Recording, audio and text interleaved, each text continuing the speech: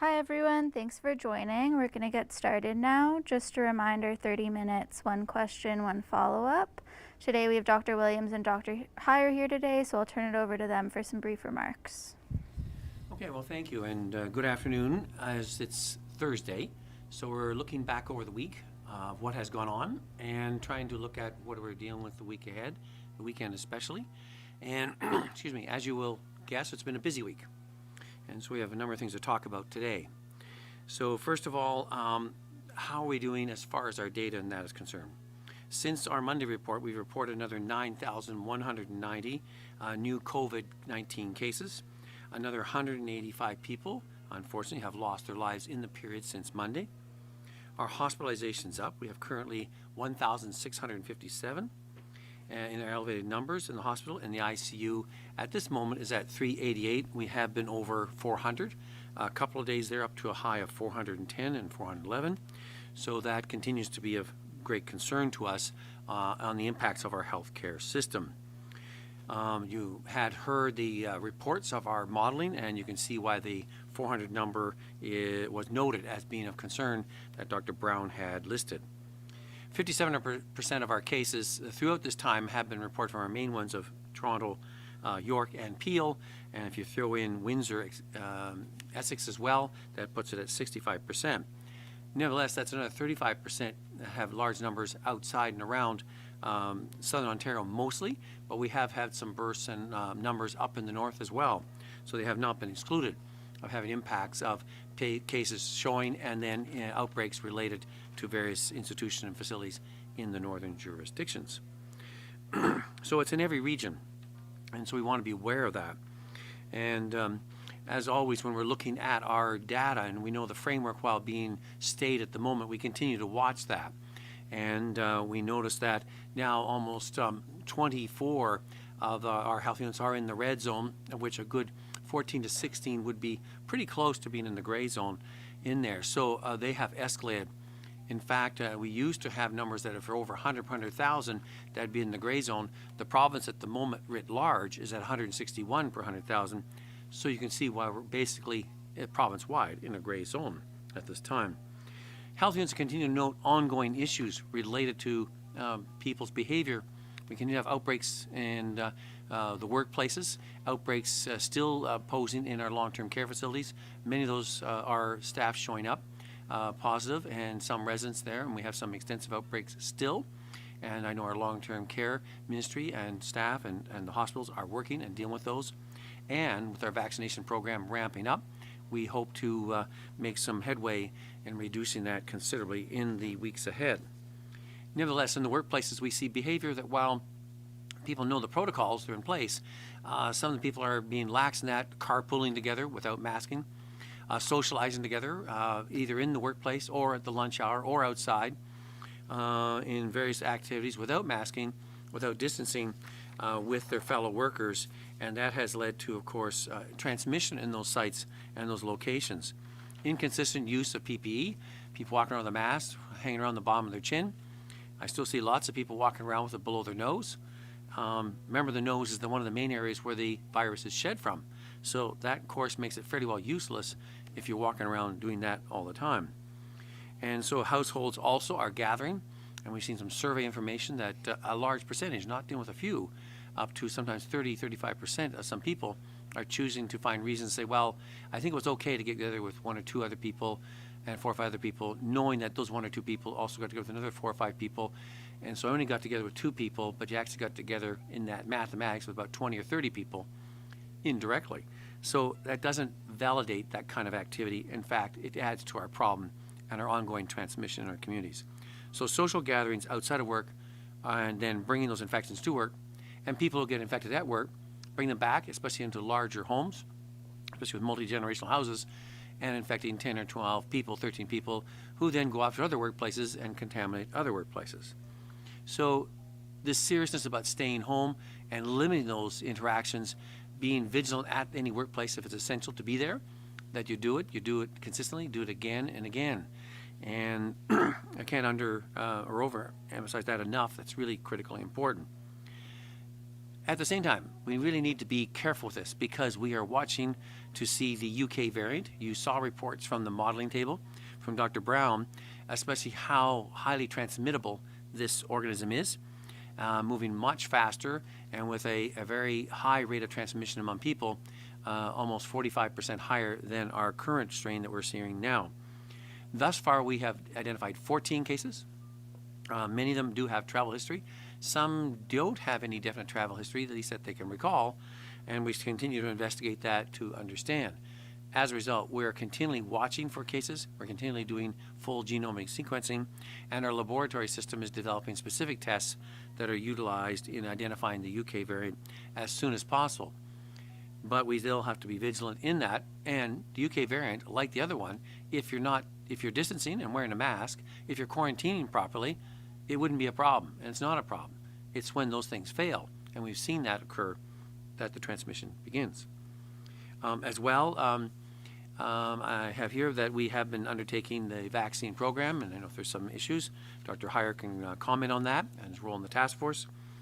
So far, people wondering about the safety of the vaccine. It has proven to be very safe, both in our Ontario situation and internationally, with now millions of doses being given internationally. The so-called adverse events, so far we have had 21 reported in the period since we started December 13th until January 9th, with nearly 114,000 doses given, and all these were deemed to be mild. Allergic reactions, skin reactions, sometimes some muscle pains and aches. None of them had required severe as required hospitalization. So that is the good news on that aspect. The other thing that's happened this past week, of course, too much attention, as of midnight last night,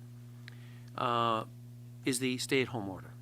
And this is a step we've taken to further ramp up, turn up the dial, if you may, to try and really get people to do what they need to do. And we've tried in many ways to say that, many ways to emphasize that, because simply saying, if you don't fraternize, you don't connect with a lot of people, except your household, if you stay vigilant in that, if you do your distancing, wearing your mask, hand hygiene, staying home if you're ill, getting tested if you need to, and then being even more incubating during incubation period, staying in isolation, if everybody did that, we would be out of this. But people are not doing that.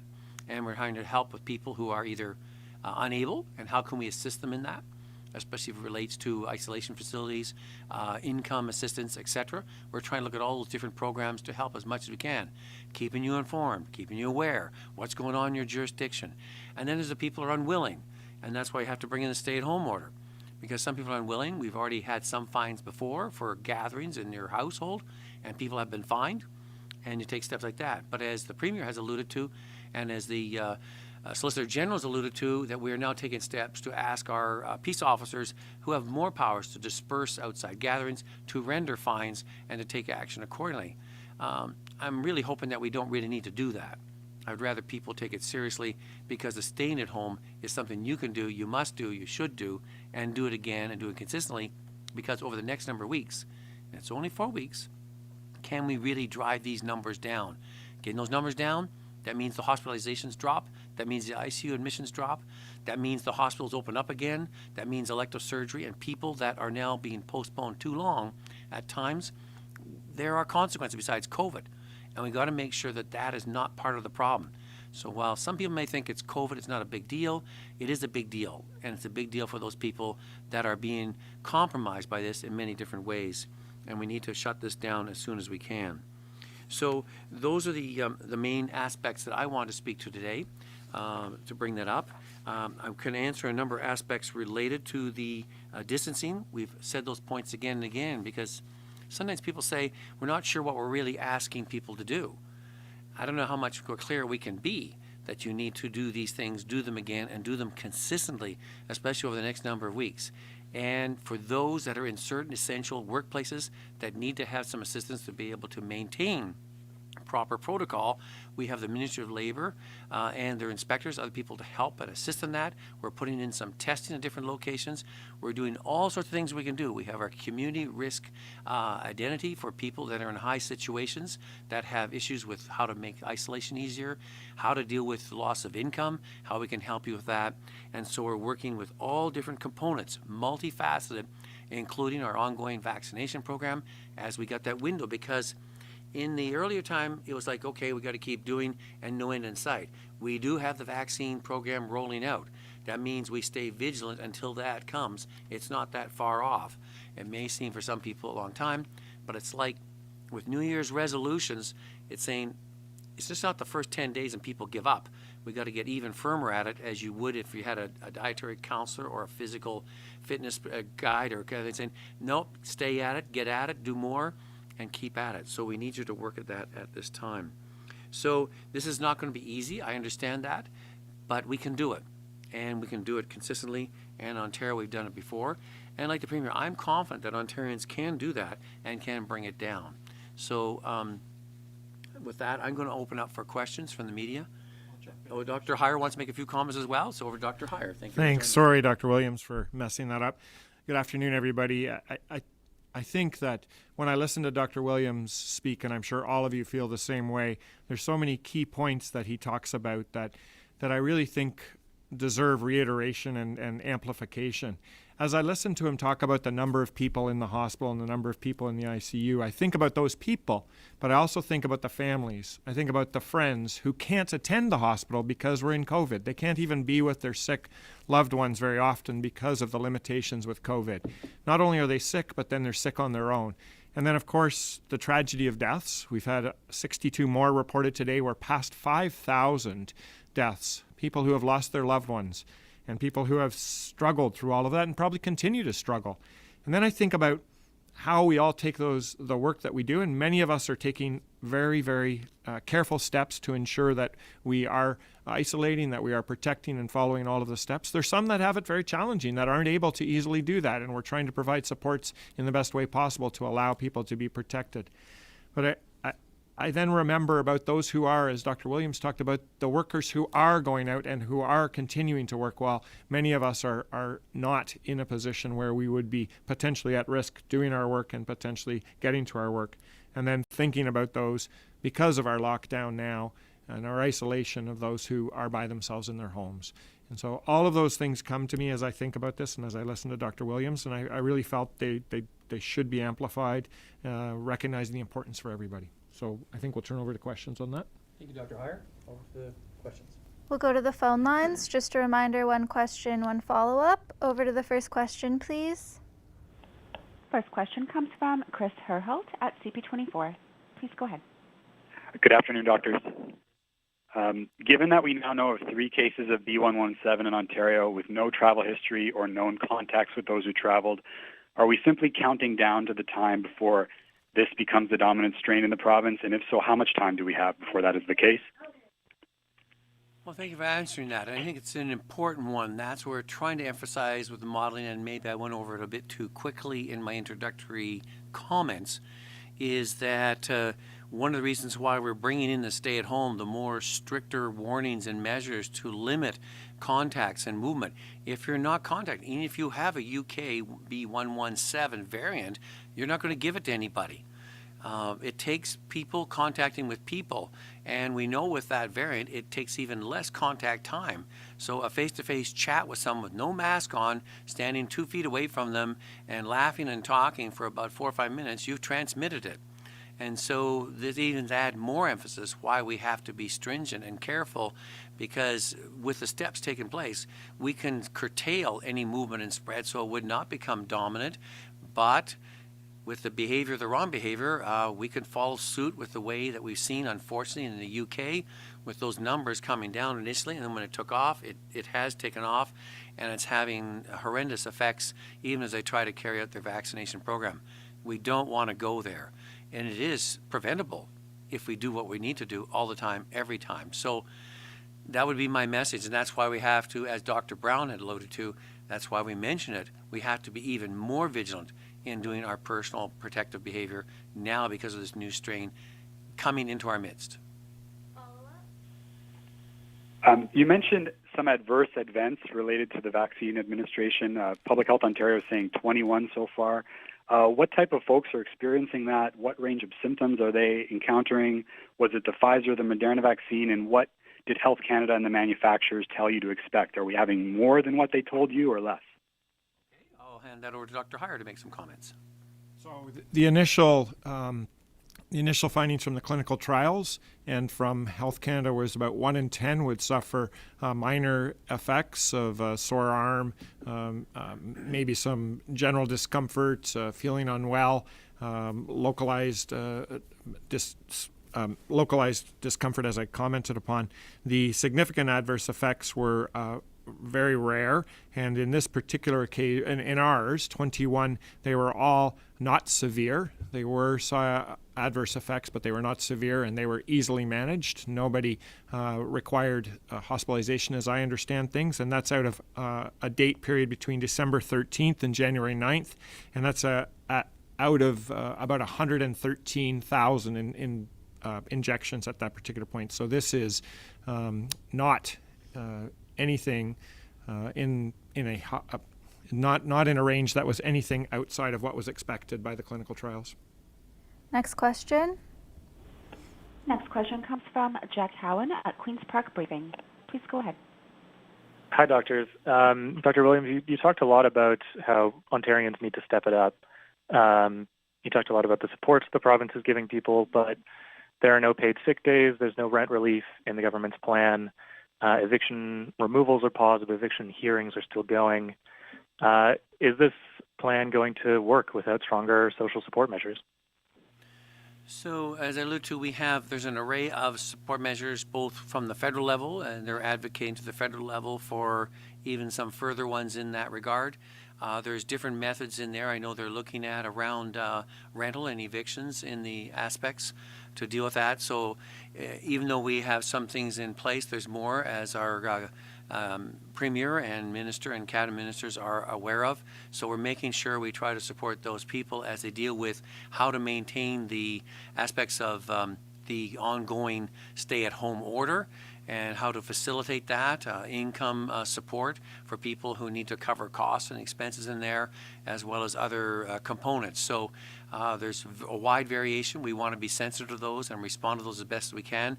And people can access information either through the government website for questions and answers, and you'll see it's quite extensive on the different components around the stay-at-home orders. So I advise you to take some time to look at that, look at the various ministries that have those areas of responsibility, and you may want to direct your questions to those ones because they'll have the detailed answers, knowing that there's many unique circumstances.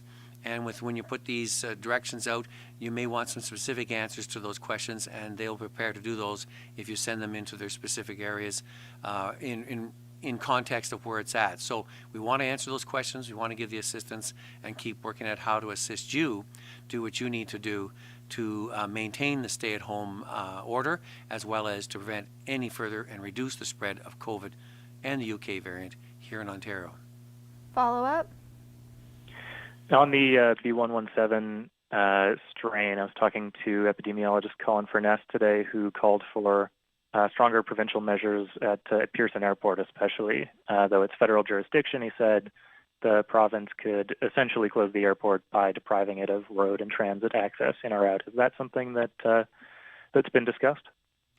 Well, you know, the Premier has been very strong, and I have been strong, saying we really have to have very strict measures at our borders, especially at the airport. This has been going on for 4 months. It is a federal jurisdiction. It is their responsibility. You've heard sometimes the federal counterparts saying they feel that they have one of the best protections. We're not in agreement with that. We still find cases coming in. In that, we'd like to have some stricter measures for us to put steps in there. We'd like to do it in partnership with our federal counterparts to make sure we can really tighten that up.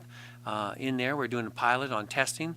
We're ramping that up as well, and we're looking at how we might do better testing even at some of our border crossings, that's land crossings, because our input is not only from our airport, but is also from the many land access points where more numbers are coming in across there, and some people, of course, are going back and forth for various essential purposes, including if they're healthcare workers across in the border states there. So it is a big issue. It's one we're concerned about. We really want to work at that hard and stringently with our federal counterparts because we want to make sure that we can clamp down on that and to stop any further introduction of infections, including the UK and other variants, into the Ontario setting.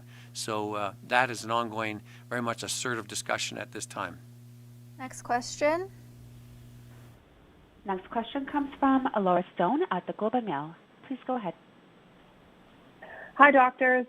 I just wanted to ask you about your colleague, Steiny Brown, saying today that the government could have enacted stronger policies but chose a different balance. We've heard from Dr. Yaffe saying essentially we need more stringent measures than what the December 26th lockdown was. Obviously, that's what you've done. But I'm curious, Dr. Williams, if you can explain to the public if you recommended anything stronger and what specifically that was that we did not see in what the government announced this week. So I didn't hear exactly what Dr. Brown said. In that, I know that a lot of the aspects he raised in the modeling we have enacted through the stay-at-home order. From the recommendations, and I think what you have to understand, or I think is important to understand, is our Ontario approach is always keep turning up the dial, if you may. And so it isn't that the stay-at-home order is the first thing we've done. We actually started back in the fall with the framework. And the framework said in different parts of the province, we turn up the dial more and more, whether you're in the green zone, the yellow zone, the orange zone, the red zone, and then the gray zone. And then we went to the modified 2 zone. Then we went to the gray zone lockdown. And then we went to the next step up at the one on Christmas midnight or 26th Boxing Day at 12:01. And we put those things in place, each time trying to get the public to say, this is what you need to do, because a lot of the behavior and issues are people's personal behavior around their home and their social life, not around their other ones. We kept putting other stipulations in there to say there's 2 ways to go about it. One is that we make you aware, you need to know what you need to do. The other way is there's less reasons to go out and around. So we keep turning back on those things such as retail and social gatherings and different issues there, and trying to do that within the context of what Canadian society usually structures and functions as. Now, having seen that that didn't turn the tide, and people during the holiday season, even with those restrictions on midnight, still continued to socialize, New Year's Eve parties. We had big outbreaks in places that didn't have it before. We're having social events with high-risk people. During that time, we're saying, what were you thinking? Why were you doing that? And it seems that people have some sense or ability to say, logically or irrationally, I just sort of waved it away. I didn't think it would be a big deal. Well, it was a big deal. And so we're putting these other steps in there. The question is that we asked our public health measures table, all the things they recommended, and those ones there that I backed up on that I gave to our minister took forward to the cabinet, etc., were enacted upon. And we're working that now. How well will the stay-at-home order work? How well will people take this seriously? Because their healthcare system, our healthcare system, is at risk here. And you know that our healthcare workers, as you've seen, after this length of time, and now with this onslaught at this time, are getting burned out. They're getting worn out. And that's a resource we cannot risk. We're trying to get them vaccinated, but the vaccination doesn't decrease the workload. And the workload is intense. And that means not only just doing your nursing job or your medical, your doctor job or respiratory tech, all the different ones that are so critical and important, you're having to do bedside care. People that have no family can come in and see them. This adds an extra stress and emotional tension on them.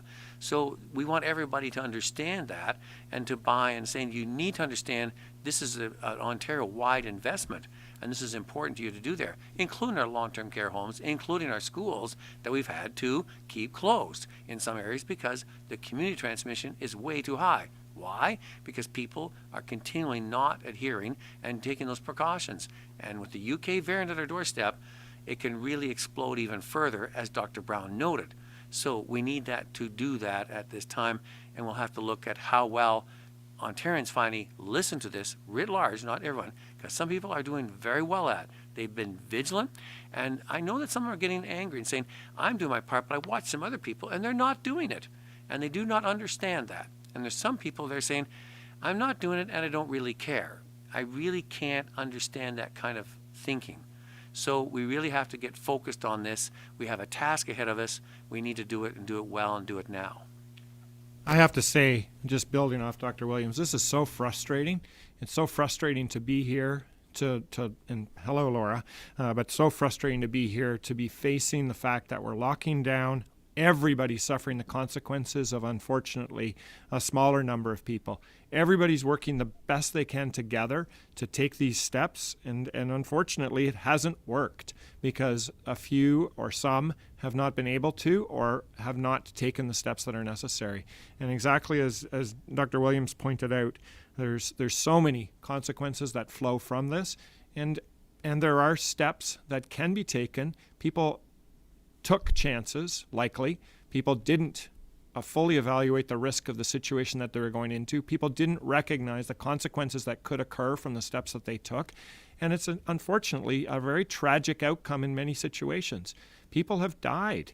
People are sick. The healthcare workers are overwhelmed. Hospitals are close to shutting down with with outbreaks in many different settings. There's all kinds of challenges within long-term care homes. I'm sure you can hear the frustration in my voice and the sadness. Follow up? Thank you for that. Dr. Williams, you said, you mentioned the term turn up the dial, and you're sort of admonishing people for not listening to the restrictions or the measures that you put in place earlier. But the government faced a lot of criticism for the lockdown date of December 26th. And you say, well, people went out and did shopping. That's because shopping was open. I mean, if things are open, aren't people going to go do them? So can you respond to whether the government should have enacted that lockdown sooner and whether we could have avoided the situation we're in today? The numbers we saw that were increasing, I mean, the shopping was closed as of the time of the midnight on the 26th. People did shopping before the 26th, but the numbers that we saw later after in the period between Christmas and Boxing Day and into the New Year's were a result of the activities before the 21st. It's that incubation period. We're seeing that. And then after that, we saw some more numbers rising, not because the stores were open in particular. People just started gathering, socializing, going visiting, and doing all sorts of New Year's Eve party stuff, which you're saying, I'm not sure what you were thinking. I mean, how much clearer could we be? But people seem to say, well, there's reasons why I think I can just explain it away. I thought everybody was well. And we know that a lot of people, are super spreaders especially, will seem like they're healthy and will avow that they have nothing wrong, and yet they're spreading it around in a group gathering. That's why you can't assume just because the people you thought you knew were healthy are not healthy. Because while they don't look sick, they can be spreading the virus, and especially the UK variant. And so we can't help but emphasize how careful you have to be. And a lot of that was on people's personal behavior, not because they're at a store here and there in particular, but that was just added to the people's mobility out and around, because you're at the store, you talk to people, you chit-chat, you do all sorts of things because it looks like it's just like things as usual when it isn't things as usual. So it's that overall messaging of one, giving people less reason to go out. That's where you curtail those things. But the key thing is, if you don't need to go out, then don't go out. And we can't be any clearer on that. And really, the turning of the dial speaks to the fact that there was the respect and recognition that people were working together to try to prevent spreading of this virus. Unfortunately, in all of the different times, with every individual step that was taken with the turning of dial, there wasn't a success. And so further and further steps were taken at the higher, broader level beyond the individual level. And that leads to consequences. That leads to challenges. Those are very tough decisions. And really encouraging and taking broader and bolder and harder steps is a tough thing to do for everybody. And as I said earlier, people suffer the consequences for, unfortunately, the continued spread of this. Last question. Last question comes from Melissa Candelaria at Halton News. Please go ahead. Hi there, Dr. Williams. I just had a quick question in terms of the region of Halton's numbers, if you're able to answer this. Now, Halton wasn't included in the regions that had their online learning extended with the elementary school students, and I just wanted to get a sense just for our citizens as to why that is. What kind of modeling were you seeing that, I guess, allowed the government to not add Halton in that cluster? Okay, so now you're talking about the schools that where it was decided at this time to not open them up on the 25th. As you know, we've asked them to stay in virtual in southern Ontario until the 25th at that time. And we've opened up the north, except some medical officers of health have had some concerns about some specific schools and some aspects in the area, and have written orders to keep some closed to in-class attendance at this time. We also said in this time we would be looking at first, it was the decision that the health units that were already in the gray lockdown zone prior to going into the I would say the stain of the framework, namely Peel, York, Toronto, Windsor, Essex, and Hamilton. The decision was to keep those schools into virtual learning situation until the 10th of February, when this current stay-at-home order is in effect up to at this time. It can be extended, but this is where it's in effect at this time. And it was also there that as of the period next week on the 20th, by the 20th, we would look at the framework and see how different health units that were not in those initial 5, are they now in fact in those? And I can say there are a number that would be classified in those categories at this moment, including Halton. Now, can numbers change between now and the 20th? I would like to see them come down considerably between now and the 20th. The Halton numbers yesterday and today were not as bad as they have been. That's encouraging. It's only 2 days. Let's see how it goes. And so we want to look at those numbers before the 20th and to make a decision and to advise Cabinet, because it is a Cabinet decision, of which ones we may want to say, and now some of these other ones may have to go into there. We may find out one of the health units that is in there now saying, wow, their numbers have really come down extensively. Maybe they can come out of it by the 25th. We would have to look at that.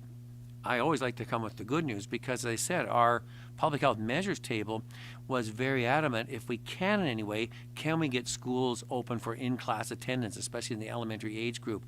And so that is still very important to us because of the health consequences, the mental health consequences, the learning development in there. At the same time, we have to look at the safety of the students and the safety of the faculty and staff and other ancillary workers in those school settings.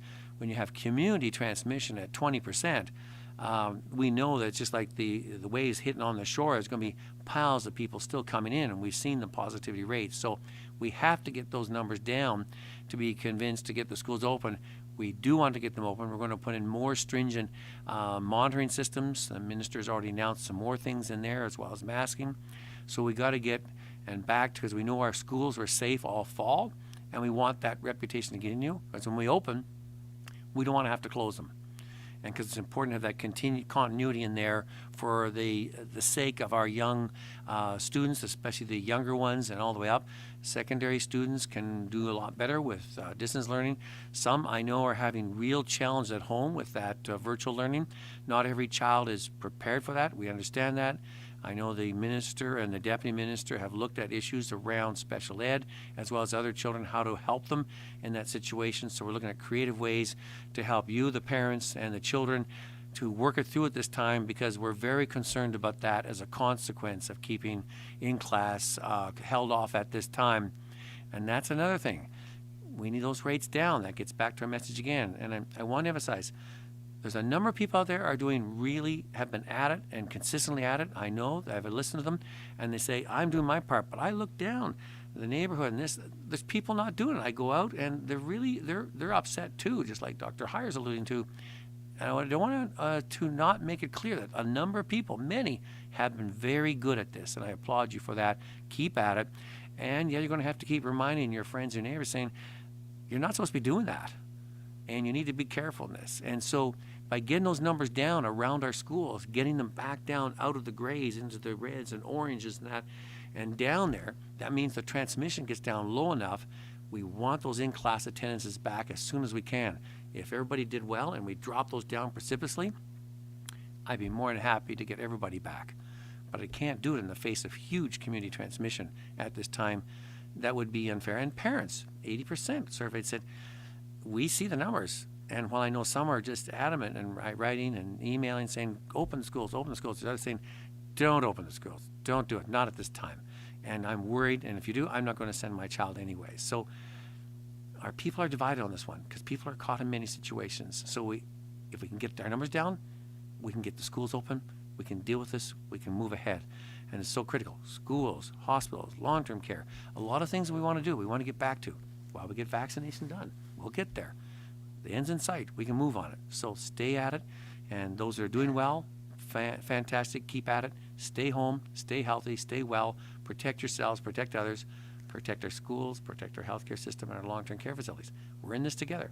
We can do it. I know we can do it, but everybody has to do it. Follow up, and this is the last question. Yes, so you did just touch on there. Yes, Halton's numbers have seen some pretty positive downturn. We're doing somewhat well.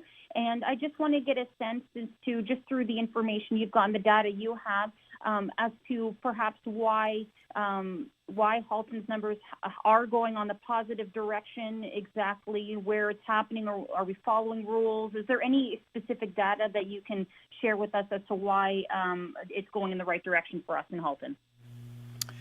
Well, I mean, I would say it's our data as a week ago is still pretty high. These later numbers are looking promising, and I think a lot of people in Halton are saying, okay, let's take this seriously. They maybe have more capacity to do so. It's a different setting in Halton as compared to places like Peel and Hamilton. So there's many things that go into making up, and that's what's so unique when you're dealing with population health issues. It's not as simple as you see it from just one perspective. It's a composite of many things coming together. And each medical officer of health and their staff in their areas, combined with their healthcare professionals, are dealing with the uniqueness of their own settings, and they have different reasons for success, different reasons for frustration, different reasons for perplexity that they're trying to deal with. And I think it's so valuable at the public health areas, they can customize the programs and areas to their specific unique circumstances. That's why some need a lot more attention, like Dr. Lowe is trying to do and like Dr. DeVille is trying to do, to look at those areas of high transmission. What other supports need to be in there? Because they know intimately who are the community leaders, who are the groups that work with these different areas that need to be understood, and we want to work to enable them to do what they need to do, because I think they want to do it. They would like to do it, but there's maybe some things, just a little bit of help here and there that would help them. What's working in Halton may not work in Peel, in certain parts of Peel, may not work in Mississauga, may not work in different parts of Toronto or in Ottawa. That's where we depend on the local medical officer of health and their teams who have been in there with the other social service groups and others to say, what will work best in your area to bring your numbers down? That's why we're going to come up with the framework colors again, because that tells you how you're doing in your respective jurisdiction. You would like to see Halton stay out of gray. You'd like to see Halton come out of red. You'd see Halton go down to orange and yellow. We would like that too. And I know that Dr. Magandi would like to have that happen as well, and her team. So stay the course, and I'd like to see those Halton numbers staying down. These last couple of days look good. I want them to keep coming down even further and stay consistently down. That'd be fantastic. Thanks, everyone.